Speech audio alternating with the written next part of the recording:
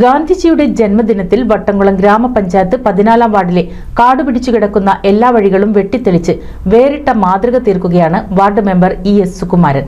2-ാം തീയതി മുതൽ 4-ാം തീയതി വരെയാണ് ശുചീകരണ പ്രവർത്തനം നടത്തുന്നത്.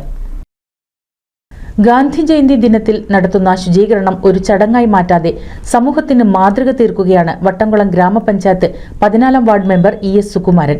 ശുചീകരണ പ്രവർത്തനങ്ങൾ ഒരു ദിനം കൊണ്ട് തീർക്കാതെ 3 ദിവസം കൊണ്ട് 14-ാം വാർഡിലെ കാടുപിടിച്ചു കിടക്കുന്ന എല്ലാ പ്രധാന വഴികളും പൊതുജന പങ്കാളിത്തത്തോടെയും തൊഴിലുറപ്പ് തൊഴിലാളികളുടെ സഹകരണത്തോടെയുമാണ് ശുചീകരണം നടത്തുന്നത്. ഒക്ടോബർ 2 ഗാന്ധി ജയന്തി ദിനത്തോടനുബന്ധിച്ച് നമ്മുടെ വട്ടംകുളം പഞ്ചായത്തിലെ 14-ാം വാർഡിൽ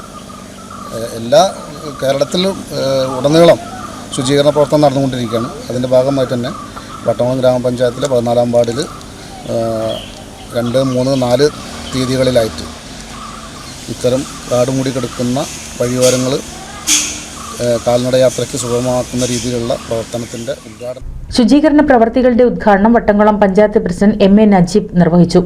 വാർഡ് മെമ്പർ ES സുകുമാരൻ അധ്യക്ഷത വഹിച്ചു. വിജയൻ പത്തായപ്പറമ്പിൽ, മുഹമ്മദ് അലി, റഷീദ്, യൂനസ്, ബൈജു, ദാസൻ, ഷാജി, ബാബു, ഗിരീഷ്, അബ്ദുൾ റഹ്മാൻ, മുഹമ്മദ് കുട്ടി എന്നിവർ നേതൃത്വം നൽകി. NCV news Edappal.